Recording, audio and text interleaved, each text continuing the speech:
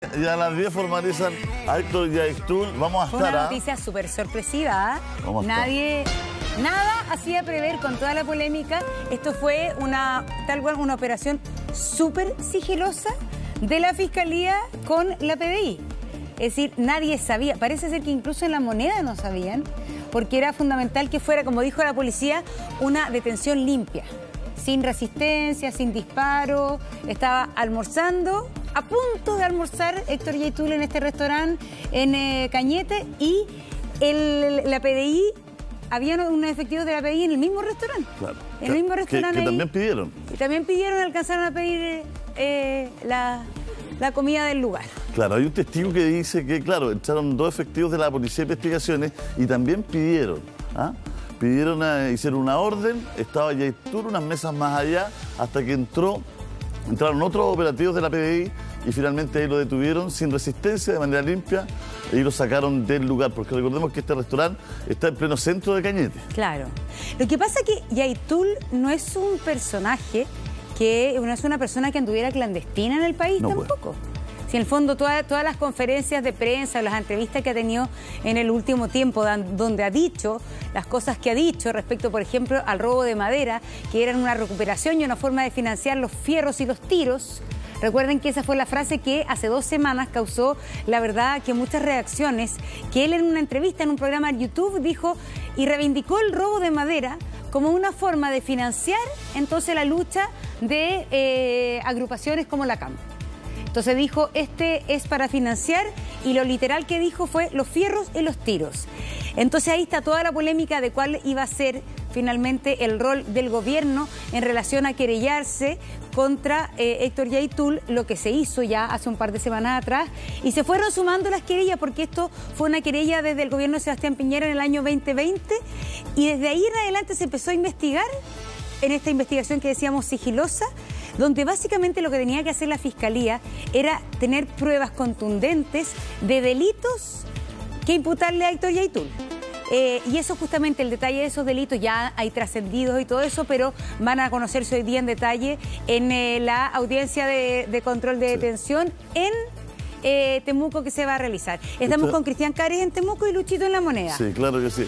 El 2020, ¿no es cierto?, hay una querella importante en este caso que presenta el intendente Manoli, ¿no?, de la administración de Sebastián Piñera. Ahí se van sumando, como dice Monse, ¿no es cierto?, las querellas, y una que se presenta hace unas semanas del gobierno también, y finalmente terminan con la detención de Yaitul, que ha generado toda una discusión, porque hace poco el fiscal nacional Abbott, ¿no es cierto?, había, de cierta forma, descartado una situación como la que se vivió ayer, ¿no?, por el tema de esta discusión, Monse, que tomó ribete en algún momento, incluso de debate nacional, si se podía perseguir a alguien por sus palabras, por sus dichos solamente. Sus dichos, claro. por su opinión o sus dichos solamente, ¿no es cierto? Y que generó mucho debate, agenda, abogados, bueno... finalmente ahora los dichos de Yaitul parece que lo tienen en este minuto a 2 horas, ¿no es cierto?, de esta formalización, y la gran pregunta es, ¿por qué Yaitul ha hablado tanto el último tiempo? ¿Por qué ha hablado tanto? O sea, es bien raro que un líder, ¿no es cierto? Es que es estrategia a veces de los grupos violentistas, porque finalmente, y ojo, que las palabras pueden también ser delito desde el punto de vista de la Ley de Seguridad del Estado, claro. Porque cualquier, en el fondo, instigación a la violencia o a la subversión contra el poder vía la violencia también es considerado un delito dentro de la Ley de Seguridad del Estado. Entonces, claro, sus palabras, el decir que financiaban la CAM, ¿es o no es considerado un delito de la seguridad del Estado? Era una discusión. Claro, porque es distinto una amenaza, pero él también en otras declaraciones había amenazado la seguridad de las forestales. Él declaró la guerra armada a las forestales un par de años atrás. Él dijo, aquí hay una declaración de guerra, nosotros vamos a luchar contra las forestales por la vía violenta. Eso pasó unos años atrás. Y lo que hay que recordar, que también es interesante, Héctor Yaitul ha estado en la cárcel. Sí, pues. Héctor Yaitul estuvo cumpliendo una pena efectiva, porque estuvo 5 años en la cárcel, tuvo unas condenas de más años, pero estuvo 5 años en la cárcel. Y también hay un detalle que era importante, él es una de las víctimas de la Operación Huracán y del montaje que hizo la policía. Donde también estuvo detenido. Y él estuvo detenido y lo tuvieron que soltar. Claro. Entonces, ahí también en ese caso está pendiente, falta poco para que empiece, y en ese sentido, él es una de las varias víctimas de las personas que estuvieron detenidas a base de pruebas falsas. No recuerdo si fue el 2009 o el 2010 cuando lo condenaron a 20 años. ¿Te acuerdas? Tuvo dos delitos, entonces sumaban como 20 años, claro. Y después hubo una nulidad de ese juicio, un recurso de nulidad, todo. Finalmente, en la práctica quedó de estos 5 años, ¿no? Cumplió 4, llevaba 1 año preso, parece que efectivamente en ese momento le quedaban 4 años por cumplir. Bueno, vamos a ir a La Moneda, ahí está Lucho Ugalde, y vamos a ir a Temuco, vamos a ir con Cristian Cares. Cristian, bueno, estamos a casi 2 horas, ¿no es cierto?, de que empiece la formalización ahí en Temuco. Cuéntenos.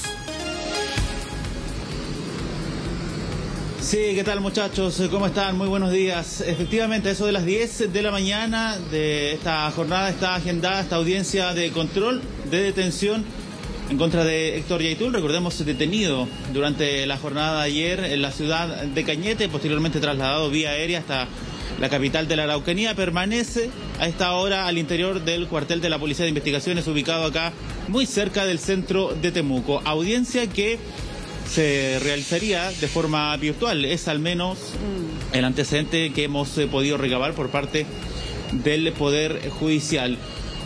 Audiencia donde además el Ministerio Público va a entregar cada uno de los antecedentes que vincularían a Héctor Yaitul a una serie de delitos ligados al robo de madera, delitos de usurpación y además atentado contra la autoridad, y se suma a ello infracción a la Ley de Seguridad del Estado. El día de ayer hablaron desde la Fiscalía, el fiscal regional. Sí, es que es interesante eso porque todo este trabajo sigiloso de la Fiscalía y de la Policía tendría que ver con que hay pruebas suficientes para imputarlo a él de robo de madera. Porque eso ya es distinto, un delito de la Ley de Seguridad del Estado, que efectivamente él estuviera involucrado en robo de madera. Eso va a ser uno de los puntos importantes. ¿Cuáles van a ser finalmente los antecedentes que va a dar la Fiscalía respecto a ese delito? Exactamente, e iba a ese punto porque el día de ayer ha sido la única oportunidad donde el fiscal del Ministerio Público, Roberto Garrido, fiscal regional de la Araucanía, por lo demás, precisó que existen antecedentes que vincularían a Héctor Yaitul con estos delitos que acabamos de señalar. Por lo mismo se solicitó aquella orden de detención al Tribunal de Garantía, la que se hizo efectiva el día de ayer. El fiscal ha sido bastante cauteloso al momento de entregar detalles respecto a estas precisiones, ¿no?, a cada uno de los delitos que se les va a imputar durante esta jornada. JC. Cristian, pero se habla de escuchas telefónicas, se habla de geolocalización también. Parece que es muy importante lo que va a pasar hoy día a las 10 de la mañana, porque ahí van a haber antecedentes más finos, ¿no es cierto?, de las pruebas que tiene la Fiscalía, ¿no? Exactamente, se habla de escuchas telefónicas e insisto, nuevamente, el fiscal ha sido bastante cauteloso al momento de entregar detalles, pero se ha conocido, sí, durante las horas de la noche de ayer ya, que existirían algunas escuchas telefónicas y también antecedentes de georreferenciación que ubicarían, ¿cierto?, al menos a Héctor Yaitul en uno de estos lugares donde se habrían cometido, insisto, estos delitos que precisamos hace un instante. Va a ser importante lo que va a ocurrir en aquella audiencia de control de detención, porque como tú bien lo decías, Julio César, se van a entregar los antecedentes, se van a entregar las pruebas, no la totalidad de las pruebas y cada uno del procedimiento que se realizó para llegar a ellas, pero sí datos claves que podrían vincular a Héctor Yaitul con los delitos por los que está siendo investigado desde el año 2020 por el Ministerio Público. Una indagatoria que ha involucrado no solamente la participación de la Fiscalía en la región de la Araucanía, sino que además del Ministerio Público en el Biobío y parte importante, ¿cierto?, de las Fiscalías de la denominada Macro Zona Sur.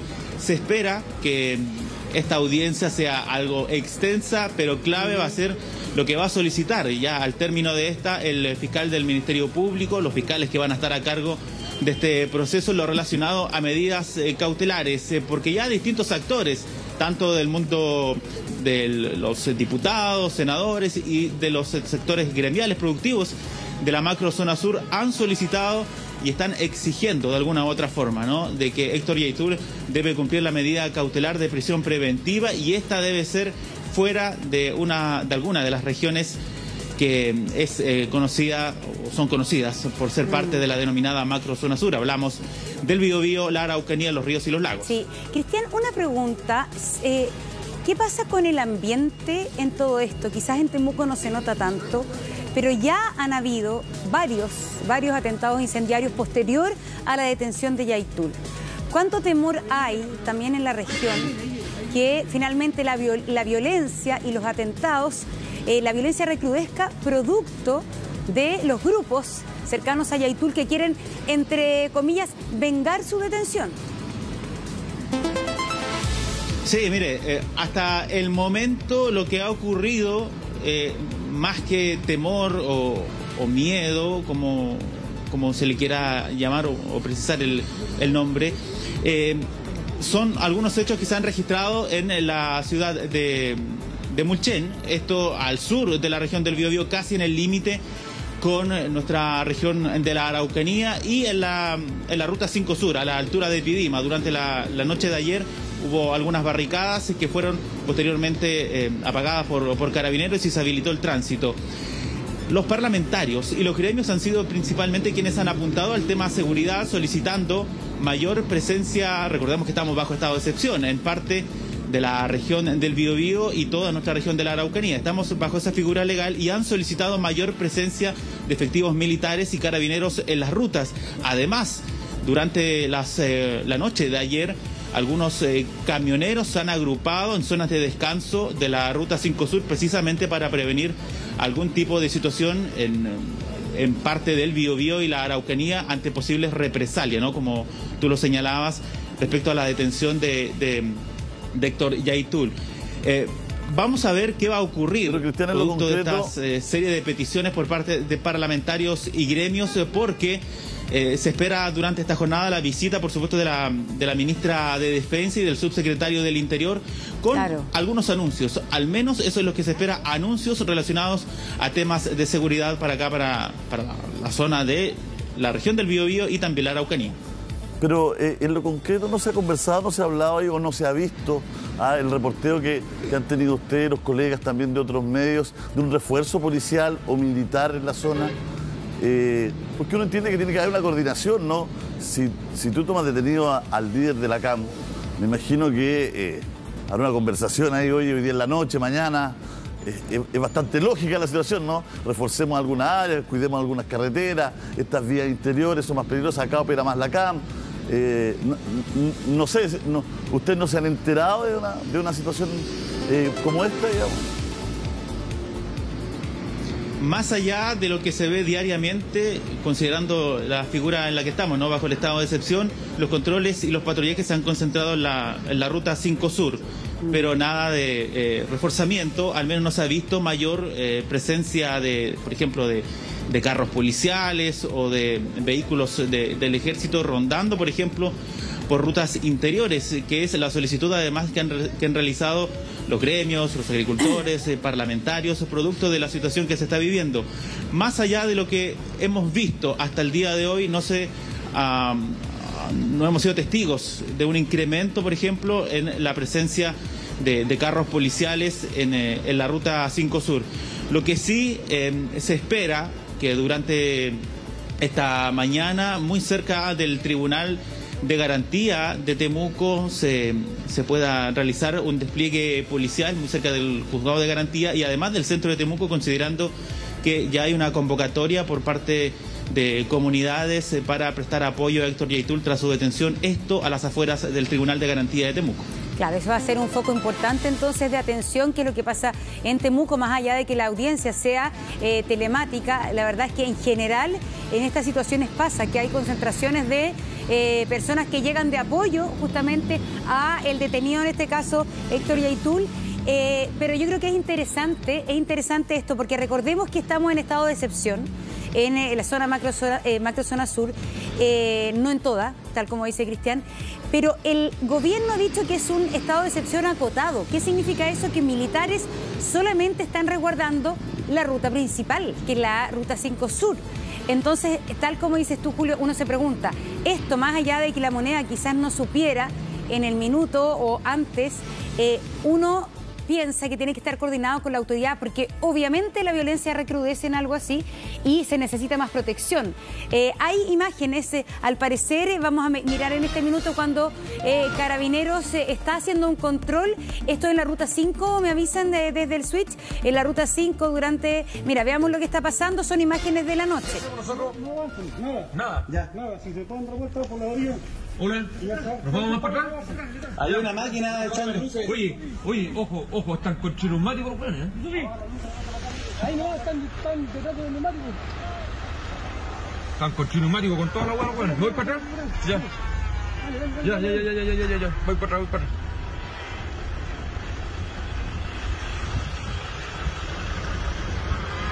Voy para atrás.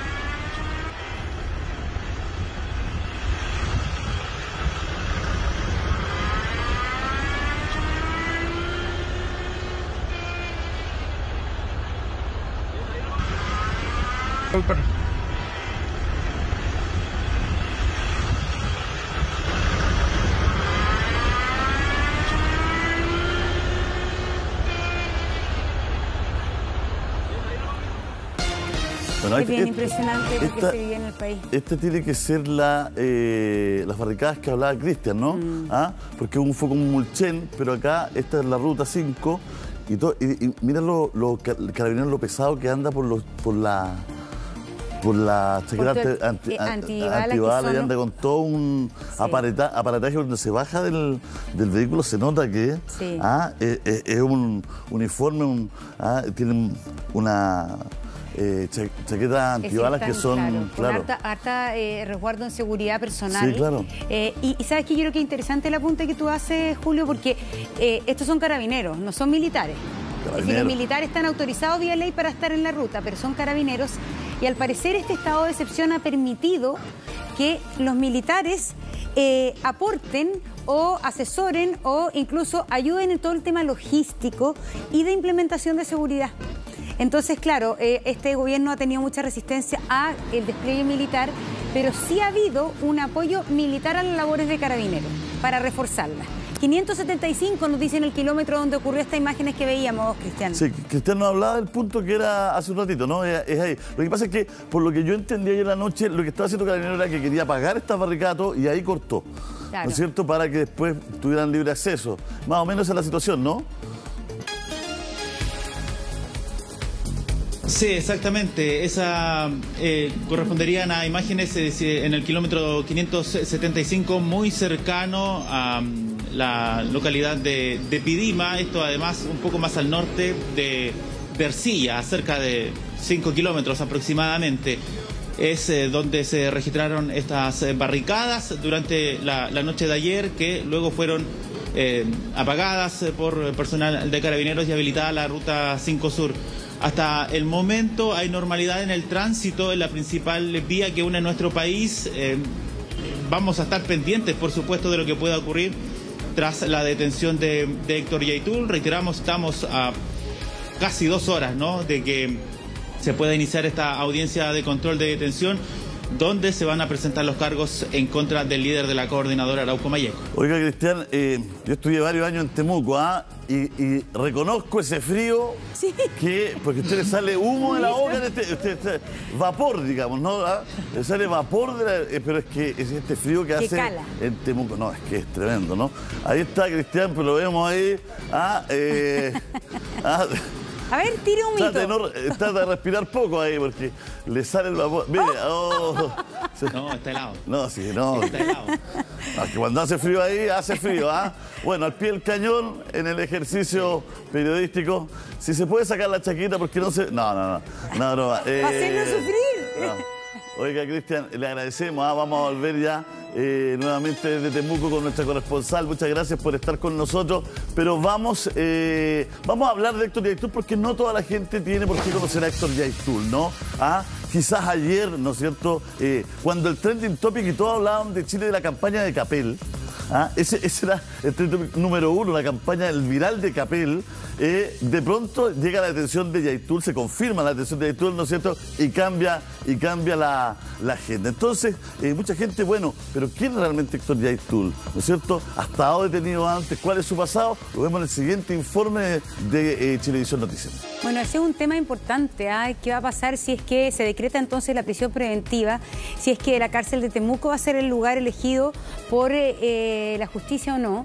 Si es que cuenta con las medidas de seguridad adecuadas. Entonces, parte de eso es lo que también se va a conocer en la jornada de hoy, donde estamos bien atentos. Mira, estamos ya con Tania Márquez, quien es nuestra corresponsal. Con un frío que es cosa de mirarte, Tania, y uno ya lo siente. Un frío, parece que no nos escucha, Tania, todavía. Sí, yo creo que todavía no tiene retorno. Oye, Monse, yo creo que es importante, y nosotros creo que es nuestro deber como comunicadores, ampliar un poquito la noticia con respecto a lo que comunica. Porque está todo este proceso penal que vamos a ver ahora, ¿no es cierto? Pero esto tiene también todo es un hecho político. No es solamente un hecho judicial, ¿no? Es un hecho... Entonces, por eso es tan interesante este tema, ¿no? Por eso es tan interesante. ¿Qué va a pasar con Yaitul? Ayer, lo que más yo escuchaba, estaba haciendo radio, ¿no es cierto? Y lo que más la gente escribía es ¿por qué lo detienen ahora? Porque en el plebiscito a unos días, ¿no es cierto? ¿No es cierto? Entonces hay suspicacia, ¿no es cierto? Hay gente que cree en esto, hay gente que no cree. El país está con tanta desconfianza que se genera esto. Viste que esto además ocurre cuando la ministra del Interior está teniendo una reunión con los partidos políticos por el plebiscito. Está reunida en La Moneda con distintos partidos políticos y sus representantes. Y a ella la sacan de la reunión y le comunican de esta detención. Y cuando ella entra, les comunica a los partidos. Y por eso salen todos inmediatamente a dar declaraciones en la misma Moneda, ¿no? Y ahí tú ves las declaraciones como Rojo Edor, que dice que esta detención es buena, pero ha llegado tarde, dice. Es tarde. Tarde. ¿Con respecto a qué? ¿No es cierto? Con respecto a que es tarde en este gobierno, es tarde porque en el gobierno pasado no se le detuvo, se le detuvo de mala manera, ¿no es cierto?, con esta operación Huracán que hizo tanto daño. Entonces también hay una gestión aquí, un hecho que es político y que también marca la agenda, Monse. Absolutamente, y yo creo que, claro, que es parte de lo que está marcando esto. Lo que pasa es que lo que sucede en el sur de Chile es un hecho... de carácter criminal, es un hecho también de reivindicaciones políticas por la vía violenta y yo también siento de una vida cotidiana que muchas veces en el centro del país no la palpamos. No la dimensionamos. No la dimensionamos y es una vida cotidiana que finalmente hay mucha gente en el sur que yo hablé ayer, eran sentimientos contradictorios lo que se tenía. Porque decía, está bien, yo creo que hay elementos suficientes para que se lo detenga, pero también nos da miedo todo lo que viene después, que puede ser que es un recrudecimiento de la violencia. Pero también más allá, claro, del momento en que la Fiscalía decide las cosas, es bastante misterioso para uno como ciudadano. Pero sí yo creo que aquí la Fiscalía y las policías no se pueden equivocar. No tienen una segunda oportunidad después de lo que pasó con el caso Huracán, donde, recordemos, aquí la policía inventó pruebas, inventó WhatsApp para inculpar y acusar de asociación ilícita a una serie de líderes mapuche. Entonces, cuando viene la policía y la institucionalidad con ese daño de imagen y de credibilidad, hoy día, me imagino yo, que la propia Fiscalía y la propia PDI, que es la que estuvo involucrado finalmente en esta investigación, por algo será, porque lo separaron de la policía, tiene que tener el caso armado perfecto, porque no se puede dar el lujo de otro fracaso. Entonces yo siento que, y espero que el sigilo de la investigación explique entonces y haya tenido el tiempo necesario para juntar pruebas y este caso sea contundente. Bueno, y es lo que la gente se pregunta, la gente que está muy informada, por supuesto, en Temuco también tiene que ser la conversación. ¿Qué pasó en esta semana desde que habló Abbott, ¿no es cierto?, hasta hoy día que se encontraron esas pruebas? ¿Son esas pruebas físicas de esos delitos en Cholchol, quizás, Tania, de los que se ha hablado?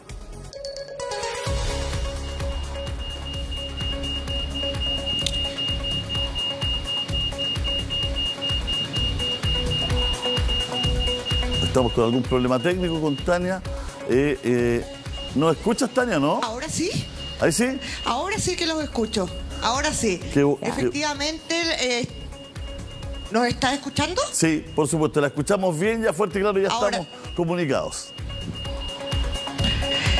Efectivamente estamos acá en el cuartel de la PDI, donde en el interior está Héctor Yaitul esperando a las 10 de la mañana. Es la formalización de Héctor Yaitul.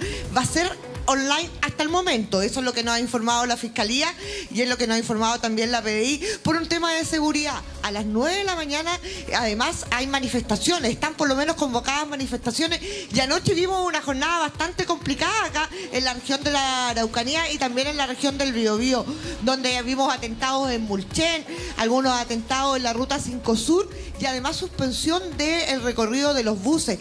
Hay muchas comunas, digamos, que tuvieron que suspender incluso las actividades que tenían programadas por el tema de Héctor Yaitul, por un tema de seguridad, para tener tranquila a la población. En Cañete, por ejemplo, se suspendieron las clases y en algunas otras comunas también se ha pedido que ojalá no haya un traslado, a no ser que sea una situación importante en la región de la Araucanía y en la región del Biobío, producto de la detención de Héctor Yaitul. Ustedes recordaban todo lo que ha ocurrido con Héctor Yaitul. Son 54 los atentados que han ocurrido en la región de la Araucanía durante este año. Muchos de ellos son los que están vinculados con la CAM. Habitualmente a nosotros nos están informando los que tiene que ver con lo que ellos llaman un sabotaje a las forestales. Ellos aseguran de que no tienen que ver con la ORT, ni con las quemas de iglesias, ni quemas de escuelas. Solo sabotaje a las forestales. Y es por eso que hay tanto interés, digamos, interés periodístico, seguridad, con esta formalización de Héctor Yaitul, que es a las 10 de la mañana. Una pregunta, es que lo que tú cuentas, Tania, es bien impresionante. Que en Cañete se hayan suspendido las clases es de alguna manera una muestra muy clara del temor que existe en la región. Del temor cotidiano que nosotros quizás desde Santiago no lo palpamos realmente, pero es muy, muy sintomático de lo que está pasando. Hay que recordar que podríamos decir, el radio de acción de la coordinadora Arauco Malleco es en esa zona, ¿no es cierto? Es de Cañete hacia el interior, hasta Lumaco. Ese es el sector donde opera principalmente la coordinadora Arauco Malleco, Tania. Montserrat, mira, sí, es preocupante. Yo ayer estuve conversando con algunos alcaldes de Los Sauces, otros alcaldes de Angola, alcaldes de toda la zona de... A ver, en Arauco y Malleco, que es donde se acentúa más el conflicto, y de verdad que decían de que la situación es preocupante. Debieron suspender algunas actividades. Por ejemplo, en Los Sauces estaba el Día del Niño. Ellos trasladan nieve en camiones que les regalan a alguna empresa. Entonces lo que hacen es un traslado de la nieve para que los niños vayan a jugar, aprovechando el Día del Niño con la nieve. Tuvieron que suspender esa actividad justamente por el resguardo de seguridad de los niños de la comuna. Asimismo ocurre en Cañete, donde se suspendieron las clases. En Angol también la situación es complicada. En la ruta 5 se ha pedido que solamente vayan quienes necesiten ir en esta ruta que va desde Victoria. Para poder situarnos un poco, es desde Victoria, Traiguén, Los Sauces, Purén, Arauco, Cañete. Es una ruta que además no es ni doble vía, es una ruta chiquitita, que es un camino que producto de los camiones también se ha destruido la ruta y tiene unos tremendos forados, pero además justo con eso está el peligro de que haya una barricada, que te tengas que devolver a Temuco, a Victoria, y es ahí donde se pide esta suspensión, digamos, de los viajes, a no ser que sea una situación que de verdad sea importante, por un tema de trabajo, por una emergencia médica, pero que los alumnos ni que tampoco la ciudadanía transite. Eso es lo que tiene complicada la región de la Araucanía y a la región del Biobío. Hoy llega el subsecretario al Biobío, a Concepción, el subsecretario Monsalve, junto con la ministra de Defensa, Maya Fernández, a la región del Biobío para tratar esta situación. Pero es justamente el ambiente lo que está generando que haya una preocupación mayor. Recién veíamos pasar un contingente de carabineros, contingentes militares. Anoche los helicópteros estaban dando vuelta por la llamada zona roja, y es justamente a propósito de la detención de Héctor Yaitul, donde sabemos y se ha llamado a una especie de sabotaje de esta situación que hoy día tiene a Héctor Yaitul acá al frente en la PDI. Es decir, Tania, entonces se notó en la región, en la zona roja, un incremento de las fuerzas policiales, de las guardias nocturnas. Efectivamente, ¿ahí hubo un cambio respecto a la noche anterior?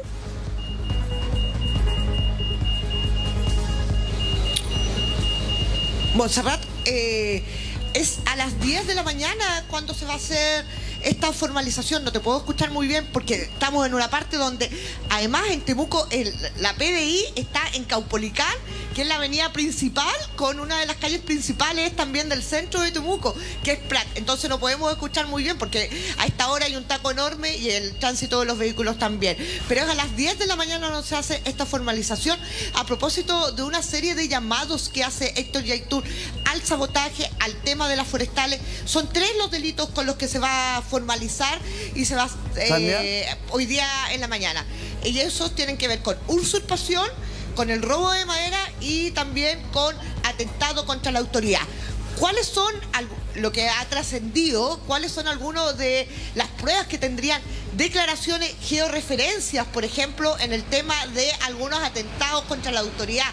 Al parecer hay una georreferencia del lugar donde habría estado Héctor Yaitul, muy cerca de donde ocurrieron unos atentados contra carabineros, y así como también algunos otros, los llamados sabotajes que Héctor Yaitul y la CAM llaman a las forestales, Tania, al sabotaje que es la quema de vehículos de las forestales.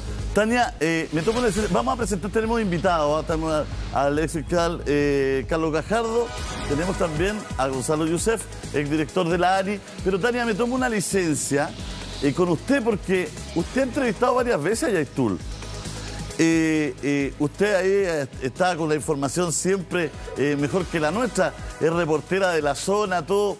Yo le hacía una pregunta, conversábamos con la Monse aquí, ¿por qué Yaitul ha hablado tanto en las últimas semanas? ¿Qué pasó que un líder, ¿no es cierto?, de un movimiento, ¿no es cierto?, que en el fondo está al margen de la ley. Y siempre se mantiene la clandestinidad, en el silencio, que me imagino su formación de inteligencia es precisamente que no hable prácticamente, que no se conozca.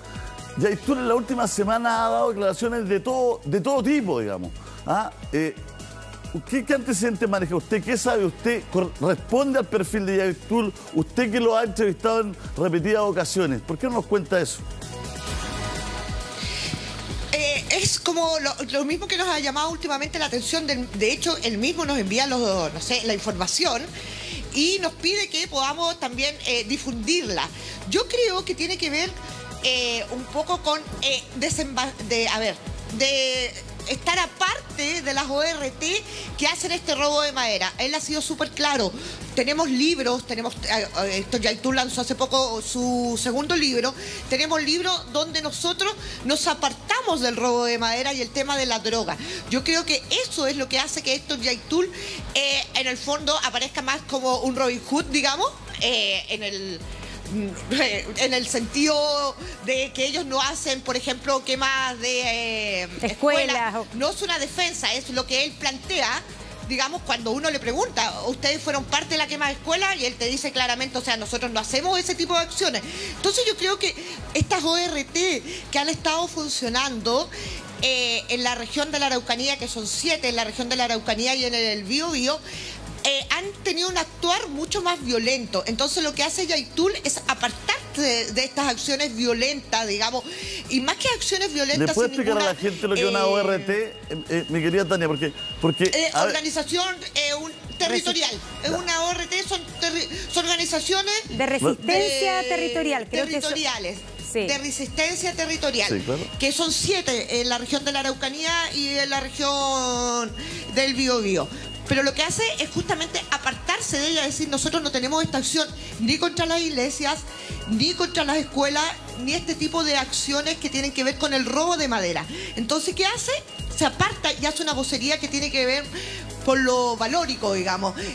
Tratar de mostrarse como una persona que tiene sus principios y que esos principios no los va a transar.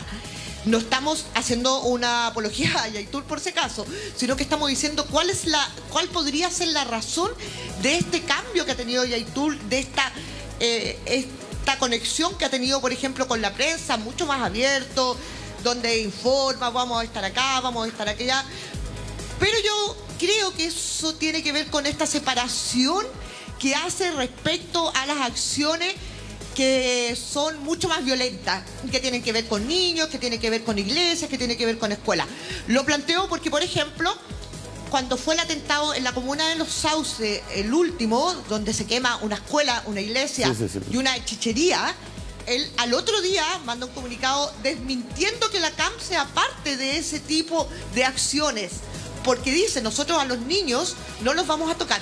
Ocurre también, ustedes se acuerdan en el estudio cuando falleció uno de los últimos forestales cuando venían en la ruta también en Tirúa, que también a la CAM aparece a las 12 del día cuando fallece esta persona y dice, nosotros no atacamos a nuestros peñi. Claro. Y es justamente para alejarse de este tipo de acciones. Por eso mismo es que habla tanto y en el fondo trata de mostrar los valores que ellos tendrían para hacer este tipo de sabotaje. Claro, pero vamos a revisar los videos, pero sin embargo, claro, él habla... Bueno, él ha dicho y lo ha sostenido que su guerra es contra las forestales, pero también en esas entrevistas que se difundieron profusamente, él dice que el robo de madera es una forma de financiar también los fierros y los tiros. Veamos la cuña, las declaraciones de Héctor Yaitul que circularon hace 2 semanas en YouTube. Porque nosotros efectivamente recuperamos madera. Pero esa madera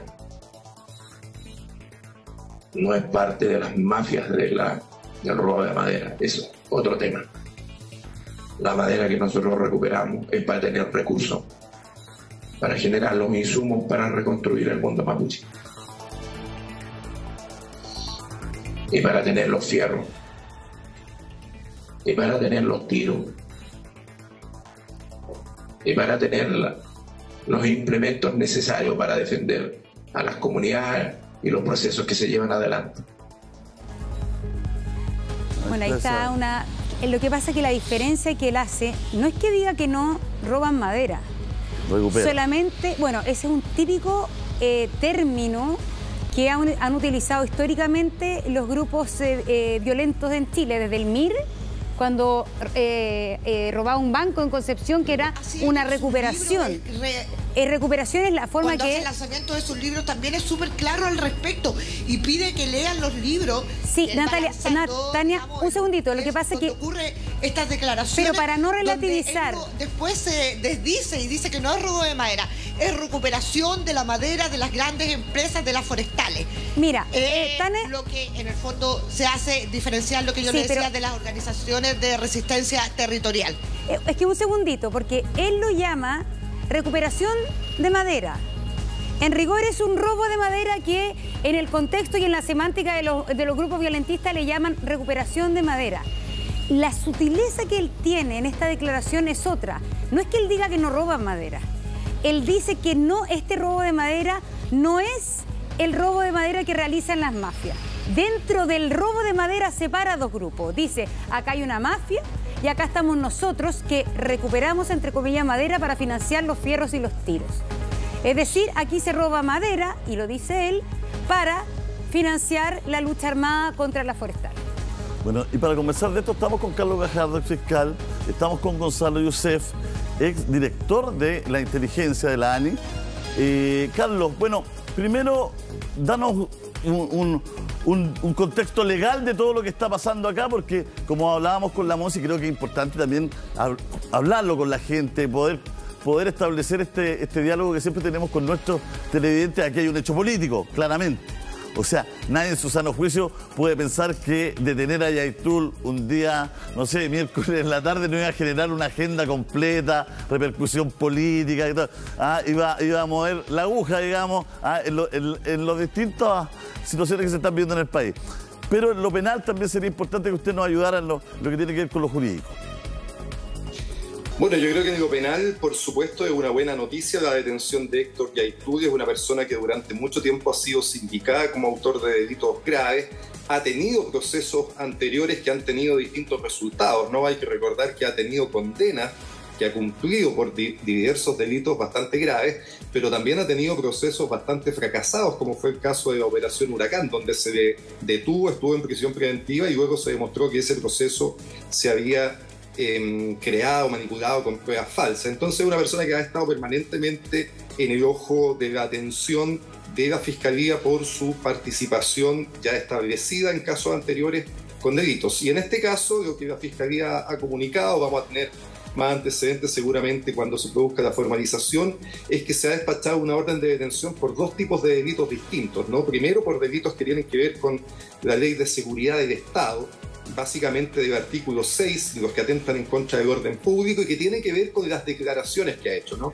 Muchas declaraciones desde el año 2020, ya hay una querella en enero que interpuso el gobierno anterior por justamente hacer declaraciones en que llama a la comisión de hecho ilícito, llama a especie de rebeliones internas, y esas conductas, como son complejas en su persecución, exigen que solo puedan ser perseguidas cuando hay una querella del gobierno. Se le otorga solo la facultad al gobierno para poder perseguir esas conductas, y eso ocurrió en enero del año 2020 con una querella y también ha ocurrido en este gobierno con ampliaciones de querella. Ese es el primer grupo de delitos que tiene que ver con estos llamados a la comisión de delitos.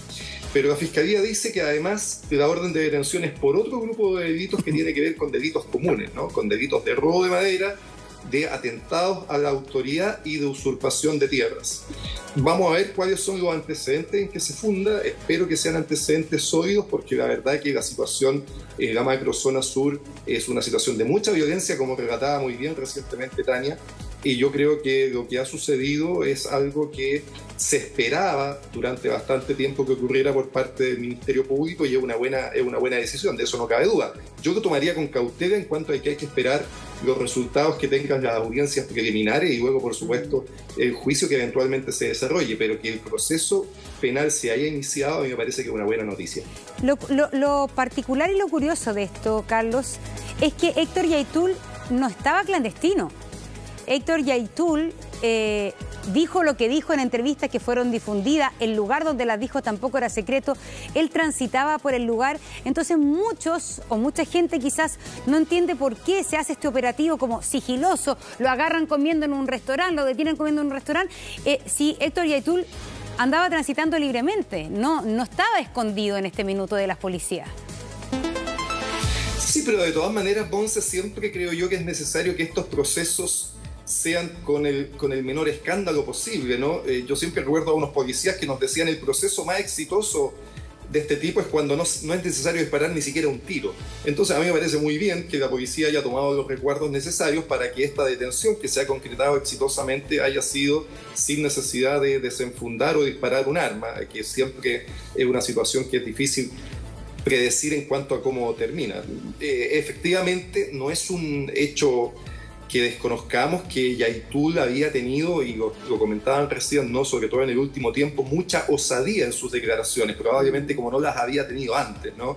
En las últimas declaraciones en que derechamente él reconoce su participación en el robo de madera, con las justificaciones que sean, yo creo que eran extraordinariamente graves y pienso que han sido muy importantes para que la Fiscalía decida actuar. Para el órgano persecutor es muy complejo que una persona se jacte de estar participando en delitos y siga libre caminando por la calle como si nada pasara. Claro, es bien interesante lo que nos dice Tania del comportamiento de Yaitul en el último tiempo, esto de decir dónde está. Pues ya nos está contando que él avisaba dónde iba a estar, dónde está el punto de prensa, que ellos le mandaban la información y le decían que por favor publicaran, que se difundieran, lo que nos está contando Tania, ¿no? Por eso es tan importante hablar con los reporteros de la zona, ¿no? Que tiene una mirada que es bien distinta a veces de el reportaje de escritorio o de la información solamente, sino que ellos tienen están cercanos a la noticia, saben dónde están los protagonistas de la noticia, quiénes son, por dónde hay que hincarle. Por eso le agradecemos a Tania que esté con nosotros, que nos vaya contando esos detalles que ella tiene, que maneja, y que yo sé por otros colegas que tiene bastante información. Gonzalo, hoy día se habla de escuchas telefónicas, geolocalización, se habla de un robo en Cholchol, de unos atentados en Cholchol, se habla de geolocalizar donde hubo un robo de madera. ¿Es posible que a Yaitul se le tome detenido porque hable por teléfono de un robo? Con su experiencia en inteligencia. Bueno, con los traficantes de droga eso basta, digamos. Pensemos que son organizaciones conspirativas. Además, lo que decía Montserrat en el sentido de que Yaitul sabía que estaba siendo buscado, no estaba oculto. Entonces, él además debe haber tomado resguardo. Eso lo podemos contraponer con lo otro que ustedes decían.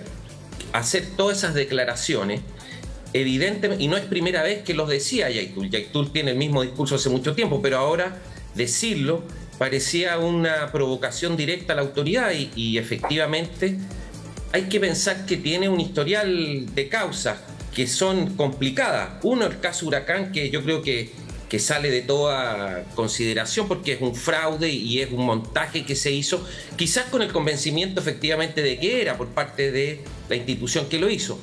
Pero lo que pasa posteriormente con él está involucrado en un atentado directo en contra de un fiscal, una cosa que pasa, no sé, pues cuando pasó en Colombia con un fiscal paraguayo hubo gran escándalo, pero esto ya había pasado aquí unos años antes. Y en esa causa la CAM tiene una participación y le dan una explicación, en fin. Entonces, efectivamente creo yo que hay que analizar esas dos cosas. Desde el punto de vista de o más bien justamente creo yo que la inteligencia es la que debería tener esas respuestas en el sentido de que todo lo que hemos visto es policial y las evidencias que tú señalas, que se mencionan, que se van a invocar en la audiencia respectiva, son evidencias policiales. Pero la autoridad, que como tú dices, no puede sustraerse del efecto político que esto produce, tiene que saber cómo reaccionar. Y para saber cómo reaccionar, sin duda conocer cuál es el contexto de las declaraciones de Yaitul, cuál es el contexto de la CAM. ¿Es la CAM? Esta es una información de inteligencia fundamental. ¿Cuál es el poder de fuego real de la CAM? Son 10, 40, 200 personas que se pueden movilizar, tienen explosivos, no tienen explosivos. Entonces, eso es de la inteligencia y eso lo tiene que manejar la autoridad y conforme a eso tomar decisiones. Y por otro lado está lo policial, que es evidencia, es suficiente, no es suficiente. Sin duda va a haber una polémica, se va a invocar por lado y lado estos casos anteriores.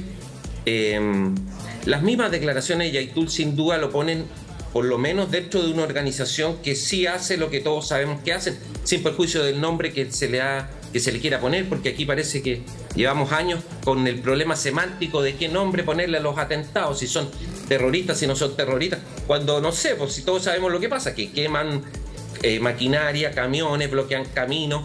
Hay organizaciones más radicalizadas y eso también es parte de la información de inteligencia que está disponible también hace mucho tiempo, no es un misterio. Sí. La CAM es la organización, y un poco lo que decía Tania, menos radicalizada en cuanto a sus atentados. Ellos cometen atentados, pero con una quizás enfoque marxista, en el sentido de que atacan el capital, con un discurso estructurado en ese sentido, que hacen sabotaje, que hacen recuperaciones. Eso es lo mismo que escuchar al Frente o al MIR. En cambio, las otras orgánicas tomaron un camino mágico-religioso casi, que escapa a la ideología, digamos, de base de Yaitul, y empiezan con atentados a iglesias y escuelas. ¿Qué es eso? Es como estar en el Medio Oriente, porque ellos están luchando contra una penetración cultural. Entonces, ese otro grupo es lo que pudiéramos decir, estos descolgados, que tienen también nombre y que también se deben llamar a Tania ahí para contarle cuando hacen algún atentado. Entonces, también hay grupos que se han radicalizado más que la CAM, pero eso no significa que lo que hace la CAM no sea delito, digamos. Y yo creo, y con eso termino, digamos, que hay que hacer un llamado a tratar de no politizar esto. Yo confío en la Fiscalía, sé que los fiscales son serios, no conozco personalmente a los fiscales que están a cargo acá, pero yo sé que ellos no se van a prestar para un fraude, sé que la información que presenten va a ser real, y eso nos tiene que dejar tranquilos, y sé también que va a haber un tribunal, o más bien, aquellos que no estén de acuerdo con eso saben que hay un tribunal, y jueces que muchas veces son garantistas, y que toman decisiones que la misma opinión pública cuestiona. Entonces, cuando la ministra Siches, quizás la que ha dicho lo más inteligente a este respecto, esto no hay que politizarlo. Y eso es una experiencia quizás que viene del pasado y que partió el 2010, el 2011, el 2015.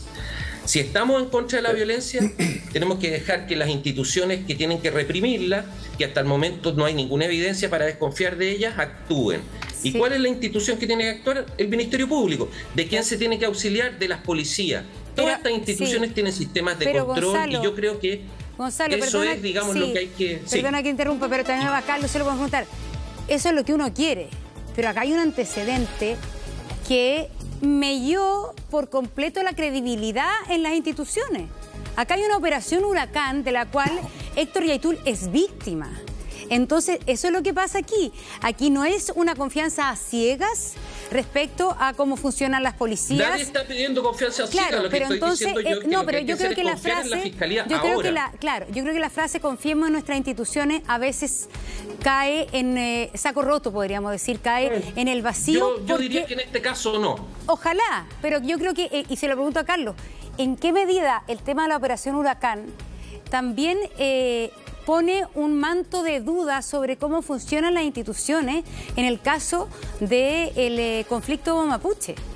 Obviamente que aquí yo creo, el sentido común dice aquí, la Fiscalía debe tener todo ultra chequeado, la PDI debe tener todo ultra chequeado para poder llevar este caso adelante, pero tampoco se puede finalmente desconocer toda la desconfianza que se instaló previo al operativo de ayer, producto de la operación Huracán. Hay un control policial, estoy de acuerdo contigo. Perdona, Carlos. Dale, Carlos. No, pero entiendo, o sea, yo valoro y coincido con lo que dice Gonzalo también, Monse, en el sentido de que el gran problema que hemos tenido justamente tiene que ver con lo que señaló Gonzalo, es decir, con la politización de estos casos, la presión que hay sobre estos casos de uno u otro lado.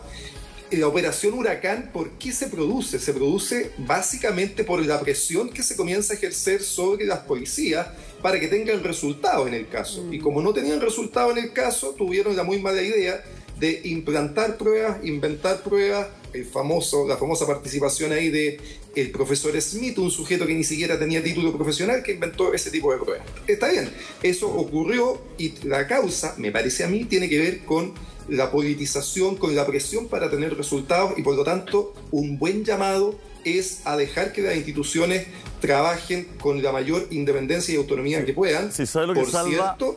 Cierto, manteniendo la ciudadanía de la vigilancia, porque junto con ese, y eso hacía yo referencia a Monse y respecto a las dos experiencias, ¿no? Tuvimos esta experiencia desgraciada de Operación Huracán, pero años antes tuvimos la condena que tuvo Yaitul justamente por atentar por un caso de homicidio frustrado en contra del fiscal Mario Elgueta, ¿no? Por ese hecho Yaitul fue condenado, se le condenó a 10 años de cárcel, cumplió la mitad, obtuvo beneficios, salió de libertad de nuevo. No es una persona que no conozcamos, digamos. No, sí. Quizás lo que salva la situación de Huracán, ¿no es cierto?, que le hizo mucho daño a las policías, le hizo mucho daño al país, digamos, por este tema de la confianza que hablaba Monse, es que la Fiscalía fue la que reaccionó. Eso es lo que salva la situación, que la que finalmente reacciona es la propia Fiscalía que entiende que le están entregando pruebas con las que no comparte, digamos. Entonces, es la propia Fiscalía que lleva a cargo la investigación, que dice, oye, paremos un poco que acá, ¿no es cierto?, y abre este proceso y lo hace público. Bueno, y ya es la historia que conocemos, ¿no? Pero acá hay algo que, Carlos, que yo creo que es bien relevante, porque Abbott dijo hace poquito, ¿no es cierto?, que no habían las pruebas, que no tenían la suficiente investigación sólida para hacer algo. Y pasan una semanita y ocurre esto. Entonces, ¿qué pasó entre medio? Se obtuvieron las pruebas, Yaitul se puso a hablar y se enojaron. Dicen que hay escuchas telefónicas, pero lo que yo le pregunté un poco a Gonzalo, yo creo, a lo mejor me equivoco, pero no creo que alguien como Yaitul agarra el teléfono y diga, oye, ¿dónde vamos a robar madera hoy día? O sea, de verdad que no. Eso no debería pasar. Eso no debería pasar, digamos. Pero parece que solo una georreferenciación de su celular en un lugar que hubo un acto violento, no una llamada. A las 10 vamos a ver. Sí, pero hasta el momento lo que trascendió es eso. De esta georreferenciación. Por eso es tan importante, no sé si usted tiene antecedentes, Carlos, ¿qué pasó en esta semana? ¿Hubo pruebas? ¿Llegaron antecedentes? ¿Se pudo cotejar alguna información? No, mira, Julio César, yo lamento tener que criticar de nuevo a Abbott, ¿no? Pero lo critiqué en su momento hace 6 días cuando ocurrió. Eso fue hace 6 días. Hace 6 días Abbott, en un punto de prensa, da una declaración inentendible. Yo la critiqué en su momento. Dice, la confesión en el nuevo sistema no sirve para nada. Esa fue su declaración, ¿no? Y además agregó que para perseguir a Yaitul se requería una querella del Servicio de Impuestos Internos para perseguir el robo de madera. A mí me parecieron muy lamentables sus declaraciones porque primero muestran un desconocimiento de cómo funciona el sistema. La confesión, por supuesto que sirve, ¿ah? Cosa distinta es que no sirva por sí sola para condenar a una persona. Yo no puedo condenar a alguien con el solo mérito de su confesión, pero el que una persona reconozca su participación en hechos delictivos en etapa de investigación o en el propio juicio oral, por supuesto que sirve para juntar antecedentes en la etapa investigativa o para formar la convicción de los jueces en la etapa del juicio oral. A mí me parece que fueron declaraciones simplemente desafortunadas. Obviamente estos 6 días no cambió mucho de que haya aparecido cosas nuevas. Para recordarle a la gente, el fiscal Abbott dijo en una entrevista, tal como dice Carlos, muy errática, donde dice que, claro, no hay antecedentes suficientes, que esto se tiene que esperar la acción del Servicio de Impuestos Internos, que el gobierno quizás no tiene antecedentes suficientes para una serie de cosas. Pero uno puede pensar que eso lo hizo Abbott para disimular la investigación que estaba llevando adelante con éxito en la Fiscalía, porque como fiscal nacional uno se imagina que está enterado de eso, o incluso uno podría llegar a pensar, Carlos, que no estaba enterado de lo que estaba haciendo la Fiscalía Regional. Dificulto eso. A una causa de este tipo me parece a mí que él tiene que estar muy enterado, porque además el ex fiscal regional de la Araucanía, Cristian Paredes, hoy día trabaja directamente con el fiscal nacional en la Fiscalía Nacional. A mí me parece que hay y es natural que el fiscal nacional tenga conocimiento de lo que está pasando en este caso. A mí me parece que fueron declaraciones desafortunadas, no le doy más sentido que eso. En general, el fiscal nacional no es una persona que acostumbra a dar buenas cuñas, su lengua lo ha traicionado muchas veces y yo lo dejo en ese marco, digamos, de que fueron declaraciones desafortunadas.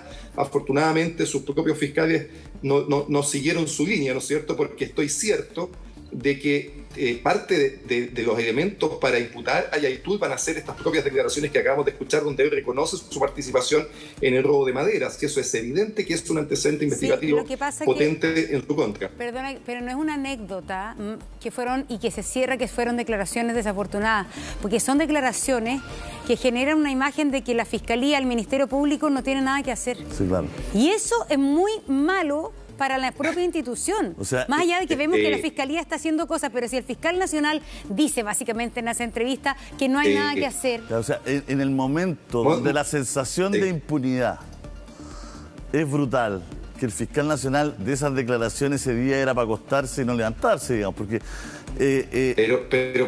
Pero por eso te digo, Julio César y Monse, que el fiscal nacional nos tiene acostumbrado a una serie de declaraciones que son muy desafortunadas desde que inició el caso, desde que asumió, ¿no es cierto? Él partió diciendo que las causas políticas las iba a acotar, después en una cuenta pública dijo que había que tener consideración con los políticos porque si se les perseguía se alteraban los quórums, etc. Ha tenido una serie de declaraciones desafortunadas.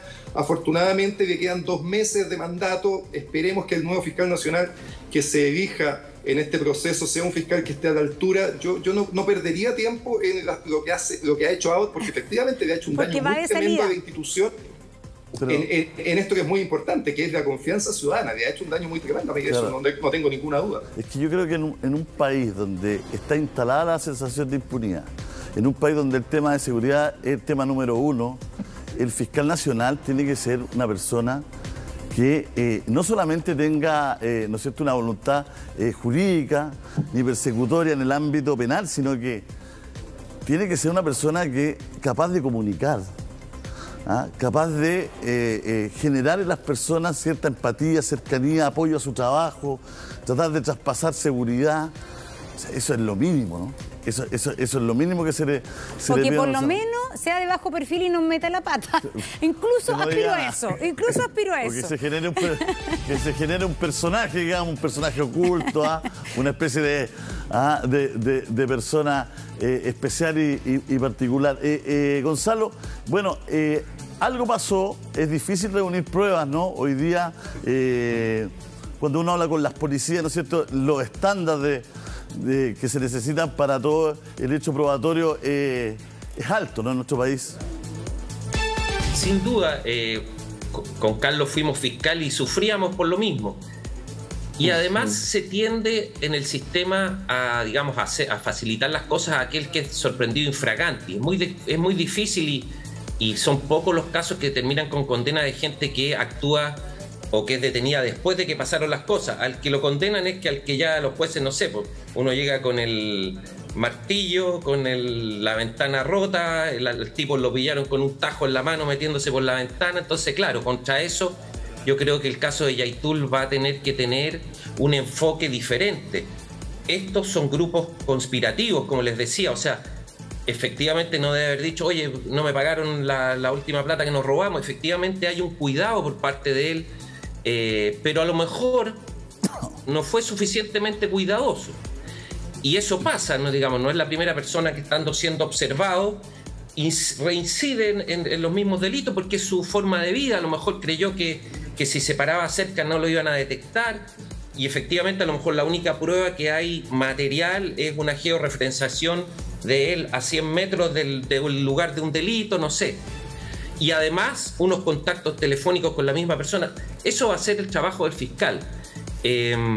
Si es suficiente o no, bueno, yo creo que eso lo va a determinar un juez que va a resolver esto desde una esfera también de imparcialidad y de control, que claro, muchas veces va a depender de la prueba que le presenten, como en el caso Huracán, que si le pasan unas transcripciones supuestamente de unas conversaciones de WhatsApp, tiene que dar fe que eso es así, pero digamos que hay un control. Entonces, y eso lo sabe también el fiscal que lo hizo detener, porque también ahí hay un elemento que el fiscal, sin perjuicio, que yo creo que no obró con consideraciones políticas en el sentido del plebiscito, por ejemplo, pero sí a lo mejor con lo que sí dijo Yaitul. Yaitul se estaba vanagloriando y como tú decías, un poco desafiando a quien tiene que imponer el orden. Entonces, desde esa perspectiva creo yo que las pruebas van a tender a ser muchos indicios. No va a haber nada tan concreto o material, pero sí va a haber uno o dos cosas que fueron descuidos de Yaitul y que quizás motivaron la decisión del fiscal. Eso, como les digo, el fiscal tiene que haber hecho esta misma evaluación y conoce a sus jueces, conoce lo que tiene que llevar, pidió una orden y ya se la dieron, entonces algo tiene. Si es suficiente o no, bueno, ya lo vamos a saber en un rato. Carlos, o sea, no puedo creer que el fiscal no haya llamado a vos antes de tener a Yaitul, porque si no... No, de todas maneras eso tiene que haber estado en conocimiento, coordinación, absolutamente, eso no tengo dudas tampoco. Ya, pero... y preguntémosle a Tania, que está ahí ya, estás en la puerta de la PDI, Tania. ¿Qué pasa hoy día? Tú nos contabas que en Cañete, por ejemplo, yo quedé muy impresionada con esa información. En Cañete se suspendieron las clases. Se suspendieron las clases por temor. Hay una instrucción de la autoridad a tratar de no transitar en las vías más complejas habitualmente, que son, como dice Tania, carreteras súper chicas donde un árbol que se cruza, la verdad que impide y es una verdadera trampa. Pero ¿qué pasa también en Temuco hoy día cuando se espera también que hayan una convocatoria de resistencia a la detención de Yaitul? Exactamente, en tribunal estábamos viendo un poco de movimiento que hay de gendarme. No sabemos si Yaitul va a querer o no hacerlo de manera telemática, la formalización y el control de detención. Por lo mismo es que estamos atentos a ver qué está sucediendo, si él va a querer ir a tribunales, donde la convocatoria que hay es para tribunales, o se va a quedar acá en la PDI. Porque además, respecto a lo que ustedes están hablando, Yaitul renuncia ayer a su defensor público y él tiene un abogado propio, Rodrigo Román se llama. Exactamente. Y él pide un abogado propio y renuncia a la Defensoría Pública, justamente porque, según nos contaban ayer los familiares que estaban acá fuera de la PDI, no cree en la justicia, cree que esto es un montaje que se le está haciendo y que justamente por eso él está convencido de que se trata de un nuevo montaje, que es el chivo expiatorio, digamos, para tener algo respecto a los atentados que han ocurrido en la región, donde él además, lo que yo les decía, él dice básicamente, yo no tengo nada que ver con estos atentados que no tienen una razón política, según lo que él manifiesta, y lo dice también en sus libros, y por lo mismo es que llama la atención esta detención. Ahora, lo que hablaba el ex fiscal, ¿qué pruebas existen? El fiscal ayer no quiso entregar detalles, ni siquiera quiso decir qué medida cautelar se va a pedir para Héctor Yaitul. Nosotros estimamos, pensamos que debe ser la prisión preventiva. ¿Y qué pasaría, y qué va a pasar hoy día si es que le dan prisión preventiva o si lo dejan en libertad? Eso es lo que se preguntan, como tú preguntabas, Montserrat, los temuquenses. Nosotros ayer veíamos que la gente te pregunta, oye, ¿qué va a pasar? Y si los dejan detenidos, ¿vamos a poder ir a Malleco? ¿Vamos a poder transitar por las distintas rutas?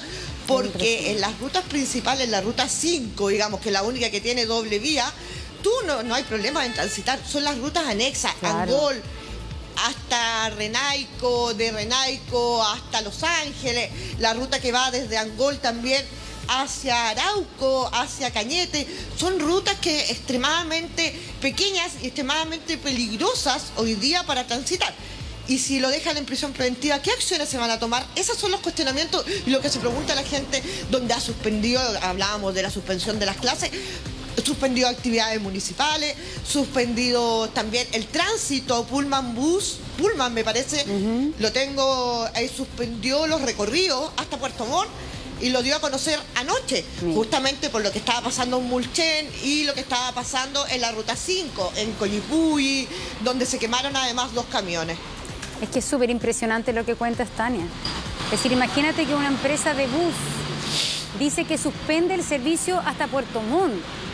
Eso es un tercio de Chile casi, donde no van a arriesgarse a recorrer esa carretera dada la situación.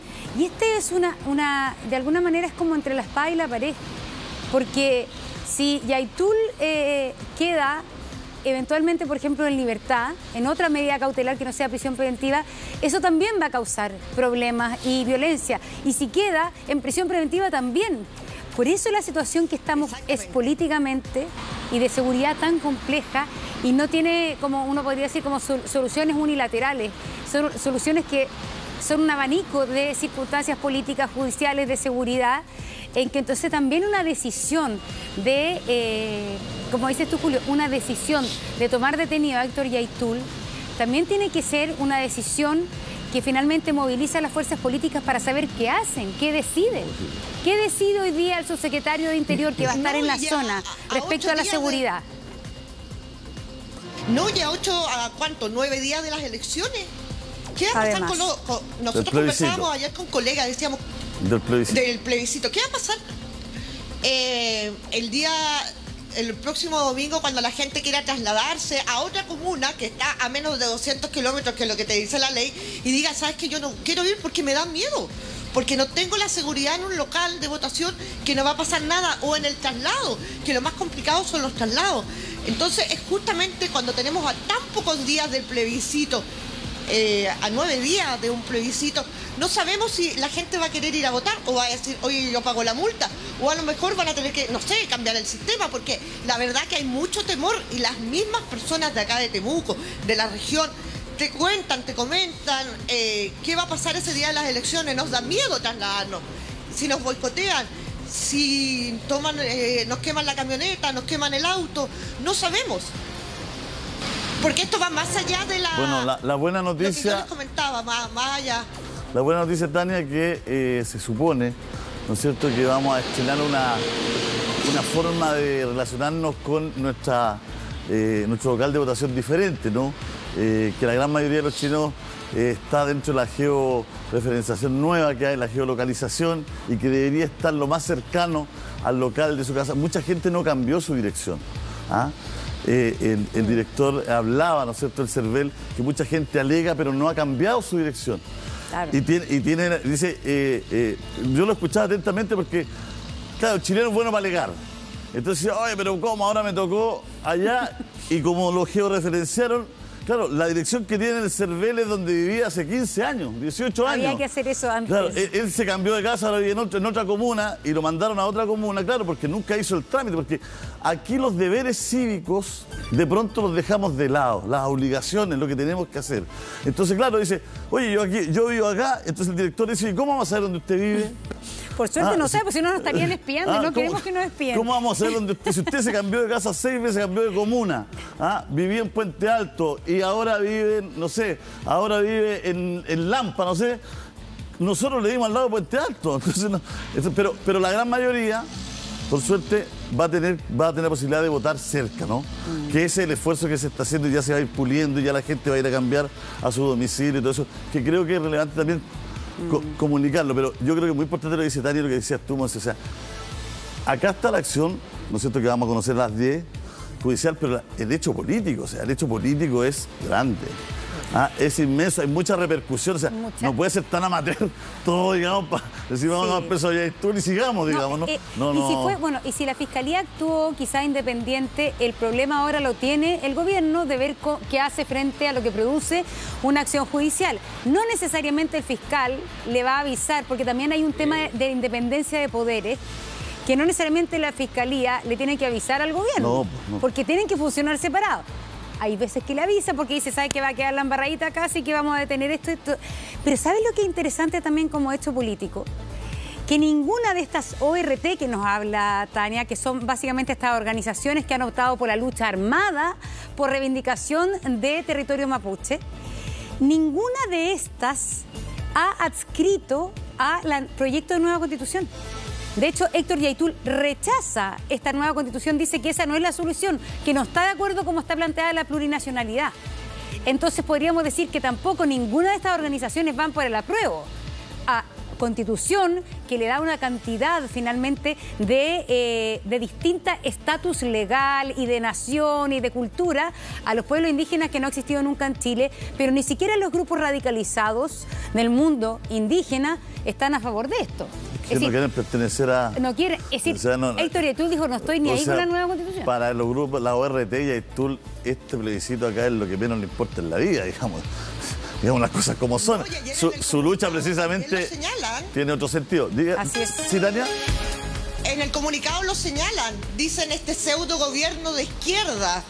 Los comunistas que supuestamente apoyan a los mapuches lo señalan en un comunicado que envían cerca de las 5 de la tarde ayer y dicen este pseudo gobierno de izquierda que llama al plebiscito, que quiere, se supone, un nuevo trato para los pueblos originarios, nos tratan de delincuentes, que es lo mismo que plantea Yaitul cuando se refiere que la ministra, se recuerdan hace 3 días, 4 días, cuando dice la ministra Sichel llegó hablando en Mapumbún y hablando del Huelmapu.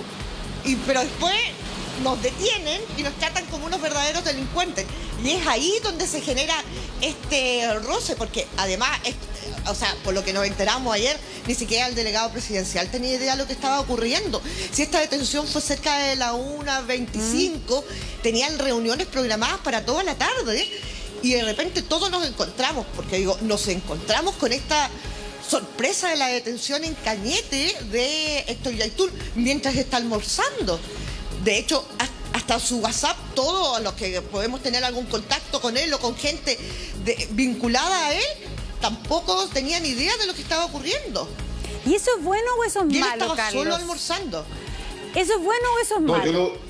Que las positivo. Autoridades gubernamentales no lo sepan.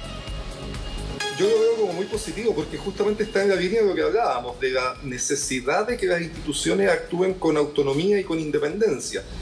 ¿Por qué un proceso que es reservado tiene que personas ajenas al proceso enterarse de él, aunque sea el gobierno? Tradicionalmente lo que ocurría era más bien que las policías como tienen jefatura directa con el Ministerio del Interior, informaban de estas acciones. Mecanismo. Esto no ocurrió en este caso como parece ser, ¿no es cierto? Porque todo da cuenta de que al gobierno esto lo pilló un poco de sorpresa. A mí me parece que es una buena noticia y que da cuenta de un funcionamiento autónomo de las instituciones, que es algo que permanentemente hemos requerido como necesidad, ¿no es cierto? Que la política y la justicia estén lo más distanciadas posible, que las investigaciones y la influencia política esté lo más lejos posible. Yo creo que si eso ocurrió, como parece ser, es una buena noticia también. Claro, como decía un viejo ministro, no saber antes, pero sí ser los primeros en saber. Ah, qué buena frase. Sí, pues. ¿Quién era? No puedo decir porque... Esto me suena como a insulsa. No. Es como la sabiduría insulsa. No puedo decir porque cuando fui director de La Nación Domingo me la dijeron hartas veces. Ya. Sí. Y no de muy buena forma. Claro. Pero esa era la lógica. Una buena frase. Sí, que también tenía que ver con el periodismo, ¿no? Sí. Que la discusión era por qué teníamos que decirle a él lo que íbamos a publicar. En ese contexto. En ese contexto, ¿no? Y también se aparejaba con los juiciales. Claro, porque aquí también uno plantea, por eso le preguntaba a Carlos yo, ¿es bueno o es malo? Porque claro, es bueno en el sentido que deja en evidencia la necesidad de la separación de los poderes del Estado y que funciona esa separación, pero puede no ser tan bueno porque pilla a un gobierno que tiene que aplicar todas las medidas de seguridad que provoca un fallo judicial, en este caso una detención, porque el gobierno es el que le toca ahora con las policías asumir esto. Entonces también uno dice, pucha, podrían quizá haber estado preparados. Pero ojo que no es una situación nueva, diría yo nomás, Monse. En la zona está decretado estado de excepción, se han desplegado militares en el territorio, o sea, yo creo que el Estado está haciendo todos los esfuerzos para intentar controlar la muy compleja situación que hay, y si hay más esfuerzos que hay que hacer, si hay que redoblar esos esfuerzos a partir de ahora, bueno, buena noticia, hay que hacerlo. A mí me parece que no puede... Sería muy malo, digamos, que a partir de la detención de Yaitul la situación se volviera más compleja, más violenta. Eso sería un gran fracaso para el Estado y para el gobierno que está a cargo del control de la seguridad en el territorio. Gonzalo. Sí, bueno, yo que estuve en los dos lados, creo, le haría un matiz a lo que dice Carlos y entiendo primero, digamos que él tiene una visión más pura desde el punto de vista de la Fiscalía, que claro, no tiene por qué avisarle a nadie. Y si yo soy fiscal y me entero que el policía le anda contando incluso de repente a su jefatura, también me puedo llegar a enojar como fiscal, porque yo quiero, parte del éxito de las investigaciones es la reserva. Si yo voy a hacer algo y el otro sabe, bueno, es evidente que va a tomar medidas para evitar mi vigilancia. Pero lo que no puede haber, creo yo, y que ya raya en lo ilegal incluso, es influencia. Que el gobierno le diga al fiscal, oye, ¿por qué no se aprovechan de detener a Yaitul? Mira, estamos a 2 semanas del plebiscito y tenemos que subir la percepción de mayor seguridad. Entonces, ¿por qué no lo detienen cerca de la fecha? Eso es lo que hay que evitar a toda costa.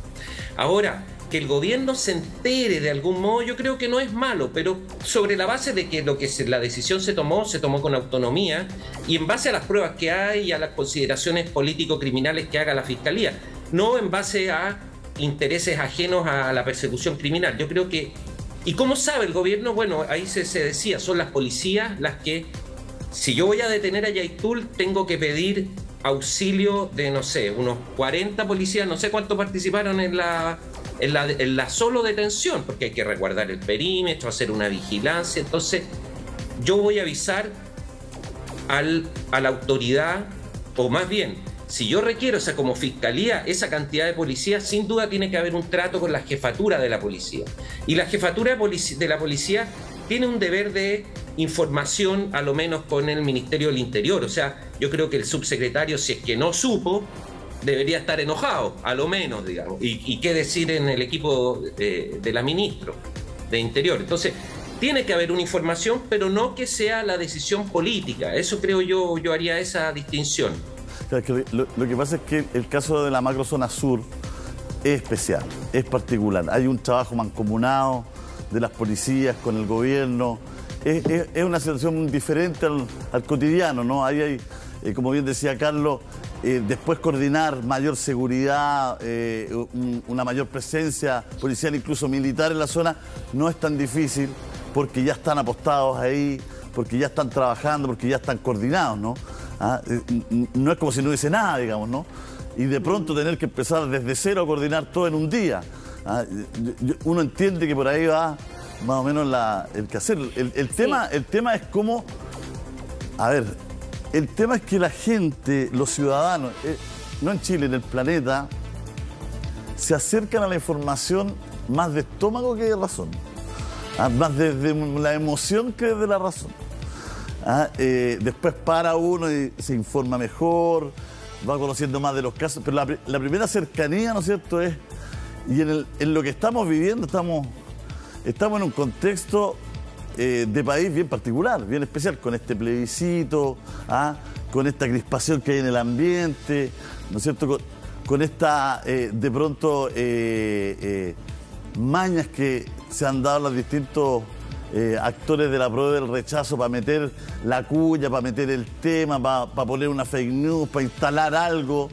Porque ayer me llamó mucho la atención que a los 15 minutos que se supo, ya habían autoridades diciendo, y con la nueva constitución no estaría preso.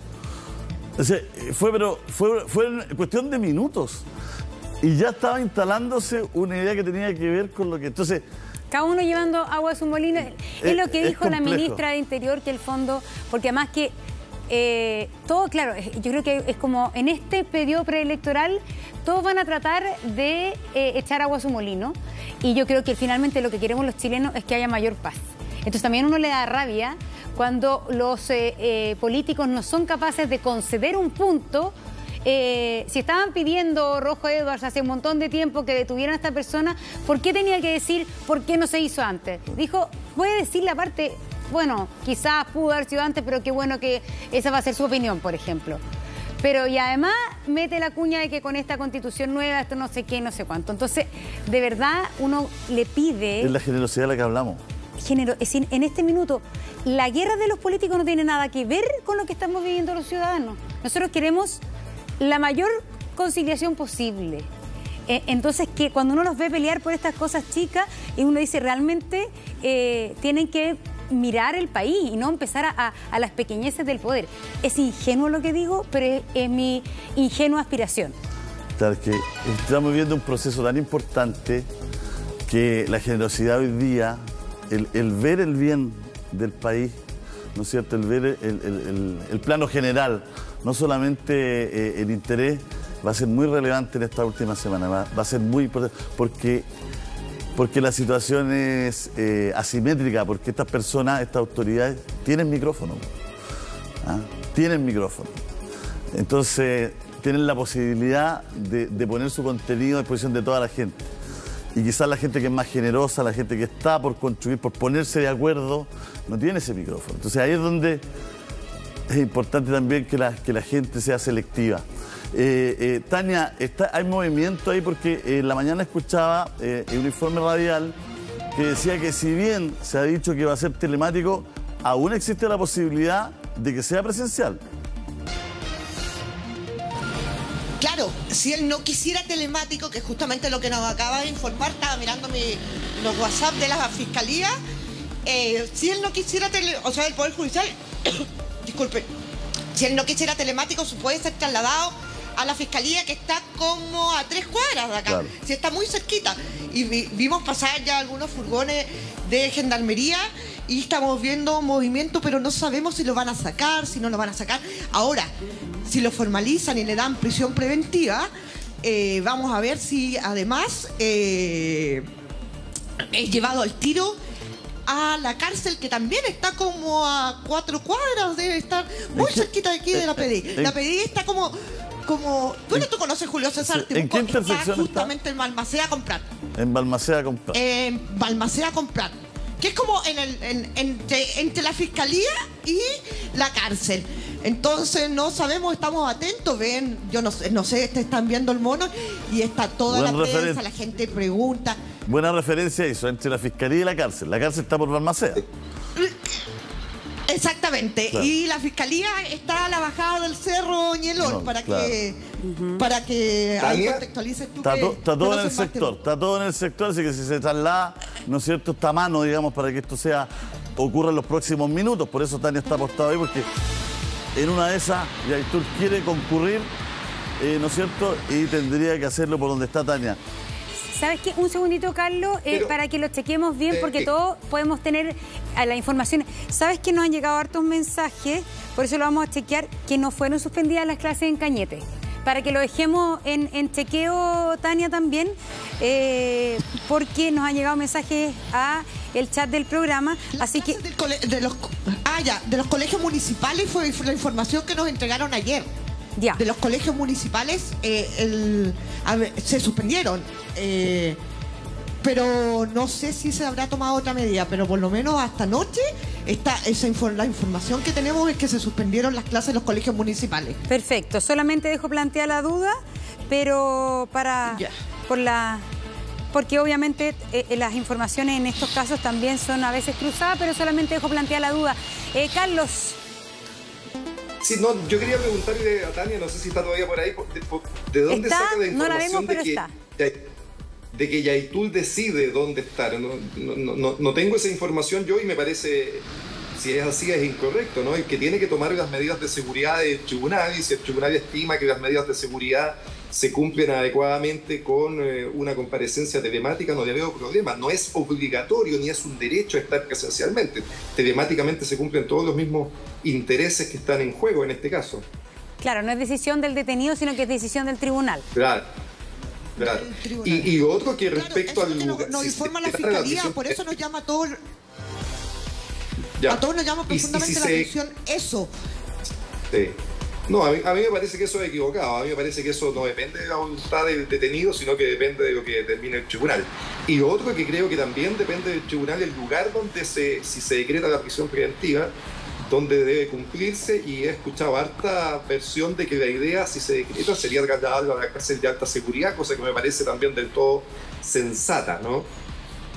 Sí, Carlos. Vamos a leer lo de Cañete, ¿ya? Voy a leer lo de Cañete porque es un comunicado del Departamento de Educación Municipal de Cañete a raíz de informaciones que circulan en redes sociales respecto a la situación de las clases para mañana, jueves 25 de agosto. Como Departamento de Educación informamos que mañana, es decir, hoy día, las clases se van a desarrollar de manera normal.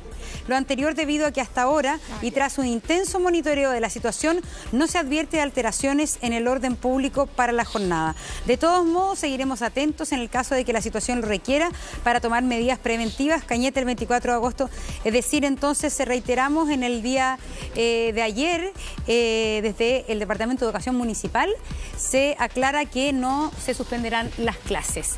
Eso es importante aclararlo porque también nos da cuenta de que hay un esfuerzo y también una situación de más normalidad de la que a veces pensamos y que han hecho evaluar a las autoridades de educación que las clases sí se pueden desarrollar con normalidad, afortunadamente. Bueno, ahí estamos operando sobre estos comunicados. Es importante también, sobre todo para la gente que trabaja ahí en la parte municipal de educación de Cañete, ¿no es cierto?, que también se sepa lo que ellos están comunicando, que tengan también la posibilidad de tener la comunicación que hemos tenido nosotros acá y tengan el mismo espacio. Carlos, a ver, ¿cuál es su pronóstico para hoy día? ¿Yaitul debería quedar en prisión preventiva? A mí me parece que lo que ya es un hecho es que la Fiscalía va a pedir la prisión preventiva. Escuché de la mañana declaraciones que hacía un directivo de la Fiscalía Nacional y lo daba a entender, ¿no? Me parece que es obvio la gravedad de los cargos que se le están imputando, la extensión que ha tenido esta investigación, el hecho que se haya pedido orden de detención previa, todo indica, me parece que eso es un hecho, que la Fiscalía va a pedir prisión preventiva. Si se decreta o no, por cierto, depende del tribunal y del rigor que tengan los antecedentes que se van a esgrimir. Tiendo a pensar que la Fiscalía debe tener antecedentes sólidos. De hecho, esos antecedentes ya fueron revisados por un juez para otorgar la orden de detención, ¿no? Ya un juez revisó esos antecedentes y lo estimó suficiente para otorgar la orden de detención. Y yo le doy importancia bastante a la declaración donde él reconoce su participación en el robo de madera, porque muchas veces las defensas que se han intentado en este tipo de causas dicen en relación con el montaje, ¿no? Lo que sucedió en la Operación Huracán, pero en otras causas se ha intentado hacer lo mismo. El caso Bombas, en su momento, recordemos que terminó con absolución. Toda la teoría de la defensa donde, ojo, el abogado defensor es el mismo que está ahora, Rodrigo Román, se basaban en la tesis del montaje.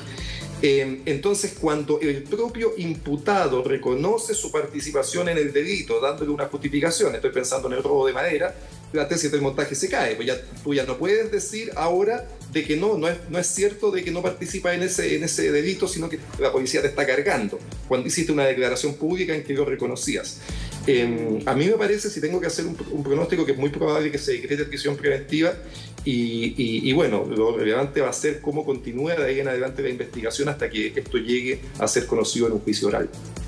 Claro, es que el abogado Román, cuando lo veamos, a la gente le va a resultar súper familiar su cara.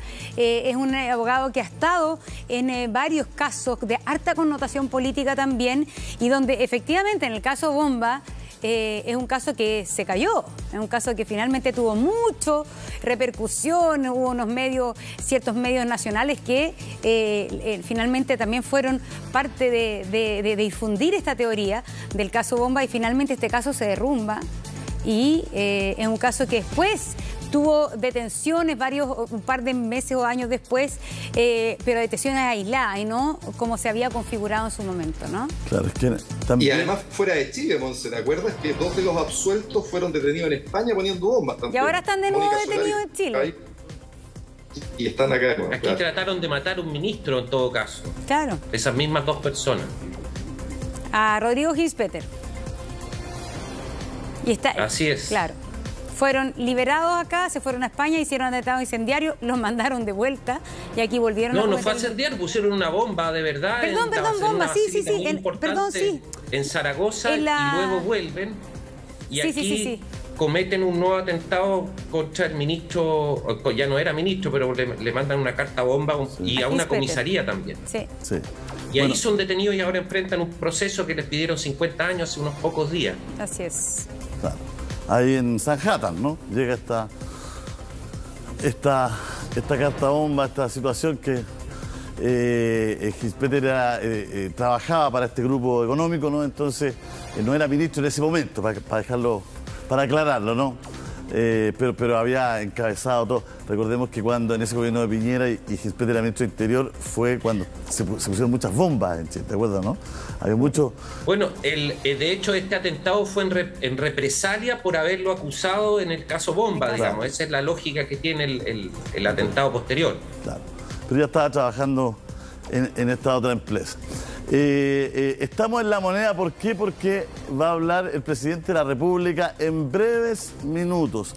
La pauta es para hablar del plebiscito, pero evidentemente estamos todos a la espera de lo que pueda decir con respecto a la detención de Yaitul. Está todo el comité político ahí, hay varios ministros, hay varios ministros ahí. Mira, que acompañan. Está la ministra del Interior, está la ministra de Justicia. Está el ministro Jackson, está la ministra de Salud, está la ministra de Seguridad Social, de los que distingo, el ministro de Transporte, el de Obras Públicas no es el que está al lado. Si bien, Está la ministra Jara. Está la ministra Jara, que estuvo ayer con nosotros. Ella es la ministra de Justicia, la que está ahí delante de la ministra Jara. Estamos viendo a la ministra del Interior, a la ministra de Salud, ministra... ¿Y sabes quién está atrás? Está la subsecretaria de Cancillería, Jimena Fuentes. ¿Está la ministra de Salud conversando con Jackson o no? Que con la ministra de Salud, sí, ahí está la ministra. Oye, que estoy buena para reconocer gente con mascarilla. Con mascarilla te pasaste. Está Janet Vega, es que así, la ministra de Salud, está Giorgio Jackson. Parece que es bien ampliado el... Sí.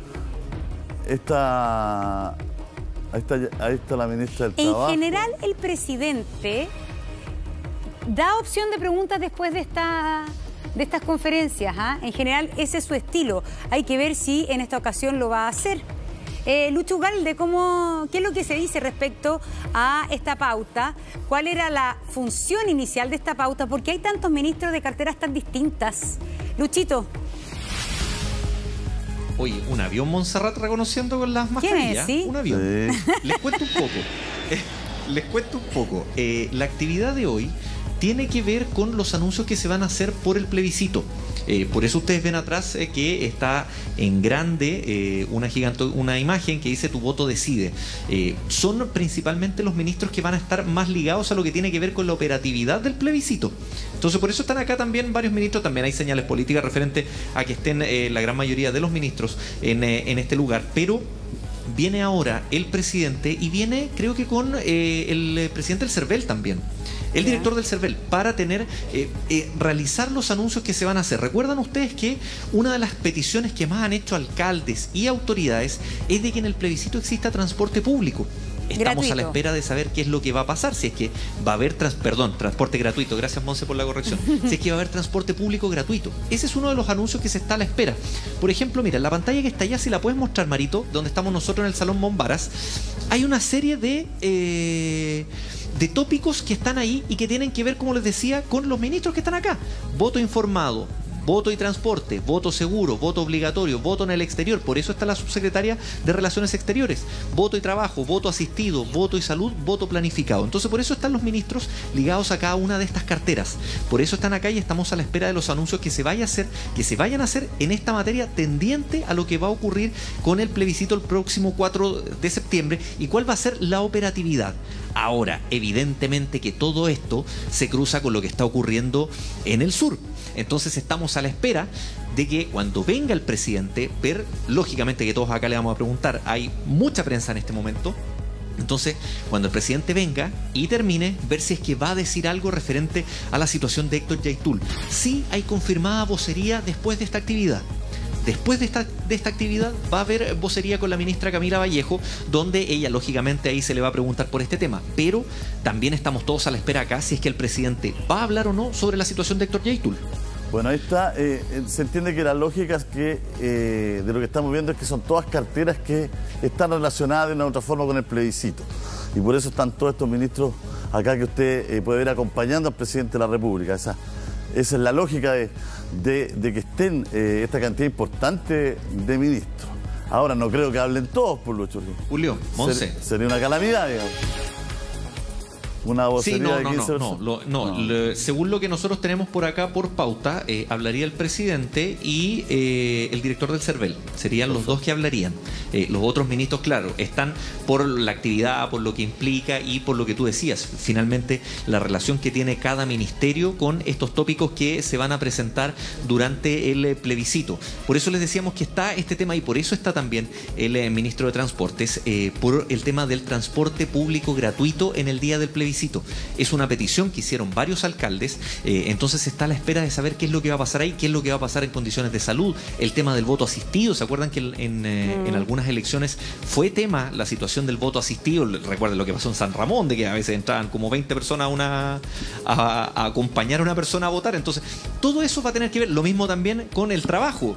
Recuerden de que por ley, si me pueden corregir ustedes, no sé si son 2 o 3 horas que por ley se le tienen que dar a cada trabajador que esté desempeñando funciones en un día que es un feriado irrenunciable, donde hay algunos empleos que igual siguen funcionando. Entonces, todo eso tiene que ver con las materias que se van a tratar para ese día 4 de septiembre.